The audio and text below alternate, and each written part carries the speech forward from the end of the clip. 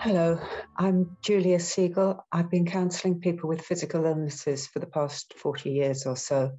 And today I'm talking about sexuality and neuroendocrine cancer.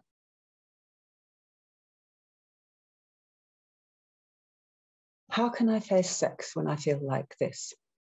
We're talking about neuroendocrine cancer and sexuality. When you're ill, it's hard to feel sexy. You may not want your body touched at all. On the other hand, sexual relationships make a huge difference to how we feel. If you can keep up some kind of intimacy, you may feel better, and so may your partner. Sometimes you just have to give up, at least for a time, until you get used to the way your body feels now. It hurts too much. If you do that, you need to find other ways to express your love, and there are plenty, though couples sometimes misunderstand each other's intentions. Relate. The website for Relate may help here, or Gary Chapman's 5 Love Languages. And if illness stops sex, does it mean the relationship will end? This is a question you may have to ask. People don't always know what their partners feel about this until they ask. They make assumptions which are often wrong. Sometimes you just need time. Time to get used to the changes in your body. Time to find out what still works. Time to stop being angry. So what gets in the way of sexual relations? Physical problems? We're going to look into some of these. Feeling bad. Anger, perhaps hidden. Anxieties. Would any kind of sex be damaging? Shame, guilt, past sexual experiences, beliefs or ideas about sexuality which are misleading, as in ignorance. Addressing some of these may help restore loving feelings. Illness changes your body, can change how it looks, how it feels, how it smells.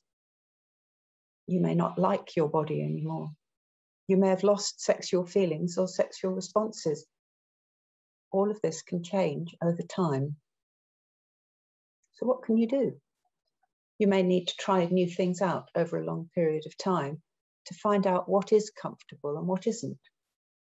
You may need to experiment on your own body before you can let your partner know how to give you pleasure. Sexual fantasies may help you forget your body and get into the zone. You may also decide to have sex for your partner's sake, even though it's not so great for you. Surgery affects body and mind. You may need to ask your doctors what's okay when, or what will be okay when. Your confidence may have been knocked. You may feel unlovable. Treatments also affect your body and they affect your mind. They may make you feel unwell. They may make you feel intruded upon. They may make you feel your body isn't yours anymore. Telling your partner how you feel may help. You need to ask them how they feel about it too. If penetration is no longer possible, you may get help or a confirmation of this from a urologist or a gynecologist. They may be able to tell you if this will change or not. You may have to find other ways of enjoying your own or your partner's body. You may remember enjoyable sexual encounters before you went all the way. Mutual masturbation can be fun and safe. Treatments affect partners too. They may feel useless because they can't make you better. They won't know how your body has changed.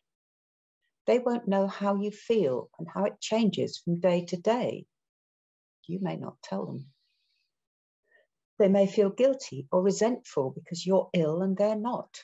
Sounds daft, but it can happen. They may be jealous of the attention you're getting and somehow forget the price you're paying. You won't know how your partner feels if you don't ask, but they won't know how you feel if you don't tell. And you need to pick your moments for these conversations Make sure you're both listening, not one of you trying to watch the football and the other one on their mobile. There are so many physical problems that go along with being ill and being treated. Not feeling like it. Soreness, pain, exhaustion, actual loss of sexual responses, disgust at symptoms, flatulence, smells, sores.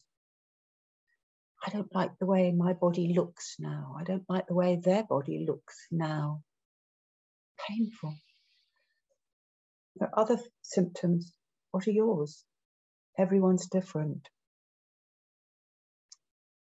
Illness can certainly cause loss of sexual responses. So can antidepressants, actually. As in the menopause, the vagina walls may no longer produce liquid to enable a penis to slide in easily. Orgasm may be harder to reach and no longer feel the same. The desire for closeness may be affected by pain on intercourse or by the invasions of medical procedures. And then how do you let your partner know you aren't enjoying sex at the moment when this means the world to them? When men lose their erections, they can feel totally unmanned, limp, weak, useless. Our language is full of cruel symbolic expressions meaning a man without an erection. We can laugh at them, but they're not funny. The desire to make their partner happy is very deep-seated, and the fear of losing it can be devastating. So too is the desire for sexual release, and sometimes envy of other people's experience, understood or imagined to be better. Some men know they're more than a penis. Not all of them. Response to touch may change, and touch is the way we comfort each other usually. The right kind of touching at the right time by the right person can make someone feel loved, that life is worth living. Touching of the wrong kind at the wrong time, in the wrong place, or by the wrong person can make people feel invaded and attacked. There's so much to be renegotiated. Illness, aging, and the menopause can all affect responses to touch. And it's easy, it's automatic, it's natural, unfortunately, to feel unloved if your partner doesn't want your touch, even if you know it's because of the changes to their body. It may be hard to convince your partner that you do still love them when you don't want to be touched. Any loss or change like this one can make people angry, and it always takes longer than anyone wants to recover from a big change or loss. 2 years after, you will have some kind of new normal, and the changes won't surprise you in the same way. But meanwhile, you may find yourself angry. And anger can get in the way of sex. Sometimes sorting out what you're angry about will help. May help to recognize first who or what you're angry with. Is it yourself, your body, your mind, your feelings? Is it your partner, doctors, your mother, someone else from your past? Talking with the right person can change angry feelings, angry thoughts, and angry behavior. Guilt can also get in the way of sex. Illness creates guilty thoughts and feelings, feeling you don't deserve loving, having horrible thoughts about other people, wanting to be dead, it's a guilty thought, and not wanting to be, if you feel you're a burden, you feel guilty about that. Wanting to be rid of the illness and realizing this means you want your partner to die when you don't. There are so many conflicts involved. Feeling ashamed of being different from before. All of these things can make you feel guilty, and guilt can get in the way of sex. Everyone has guilty thoughts. Talking about guilty thoughts can help you see how unrealistic they are. Often one scary thought hides its opposite. I want it over with. is actually hiding, I don't want it ever to end. You've got both going on at once. Illness makes people feel bad, partly because of these conflicts, but not only physically, also mentally, emotionally, and morally. It's true whether the illness is yours or your partner's, your child's, or your parents'. And when you feel bad like this, you may not feel like inviting close contact of a sexual kind. Any significant loss reawakens feelings from earlier losses too. So loss of sexual responses can feel like the end of the world. It can feel like I'll never be loved again. It may remind you when you lost your first boyfriend or girlfriend, or when you lost a parent or a brother or sister. You can feel I will never love again. No one can love me now. There's no point to my existence. There's no point in anything now. Often to me signals some sexual problem, actually, that one. So how do you deal with loss? There are many ways of responding to loss and change. If you can't face the fears, you can get stuck at the worst point. If you can face the fears, you can grieve and eventually move on, but this takes time and work. If you can't think about the loss, you can deny it. People often do this. They deny the loss, they deny its significance, and they deny their feelings about it. You can also make other people feel they've lost something instead. You may go into all or nothing mode. If I can't have things just as they were, I don't want anything. You may attack or go manic in order to distract yourself and others. You may also put on a brave face so that no one knows you've lost anything and they don't know what they've done wrong. If you can think about the loss, you can acknowledge how you feel to yourself and to others. You can allow grief and sadness to take their time and place. You can acknowledge that the other person is affected too. You can accept partial solutions. Things aren't as good as before, but they're better than nothing. You can accept support and give it to those around you. And you can make a fuss if necessary, standing up for the need for change. Grieving processes, as I've mentioned, generally take 2 years.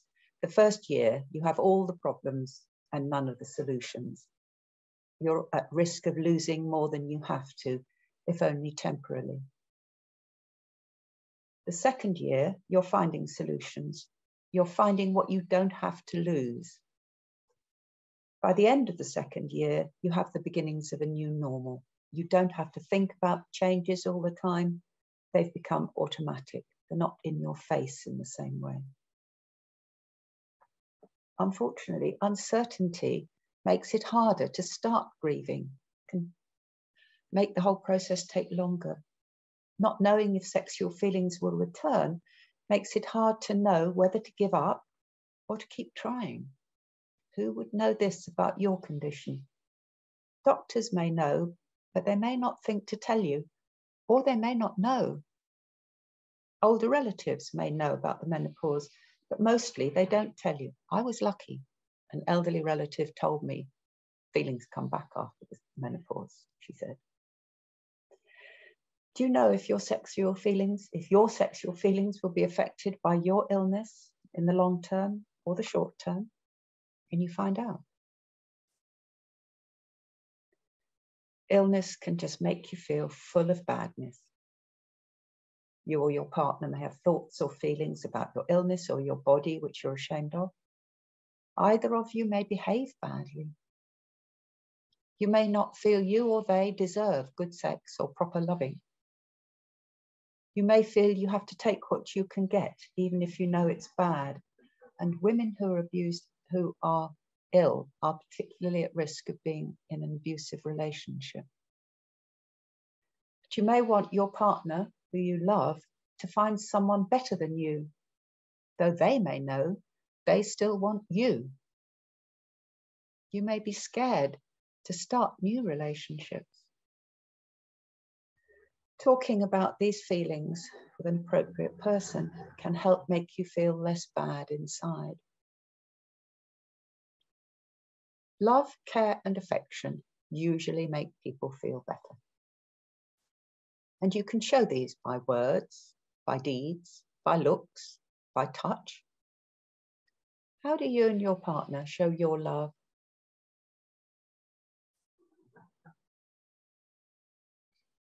In the film Orthodox, there's a scene where a marriage counsellor talks to an engaged couple about sex.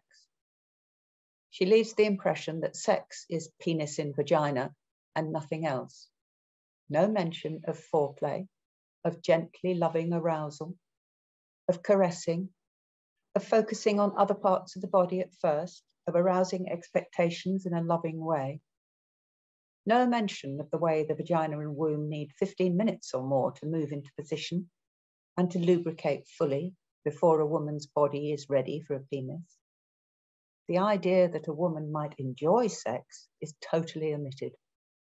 Predictably, we then see the wife completely unable to enjoy sex. Sex is so painful for her that they can't bear it. They just know something's wrong with her. Unfortunately, this level of ignorance is to be found in the general population still. I come across it. Learning about sex from pornographic films rouses unrealistic expectations which make things worse.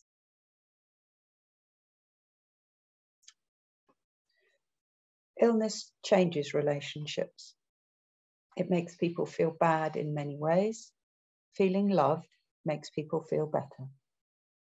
If parents feel better, their children feel better.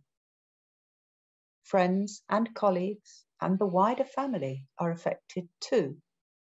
We do depend on each other's emotions. We're not independent.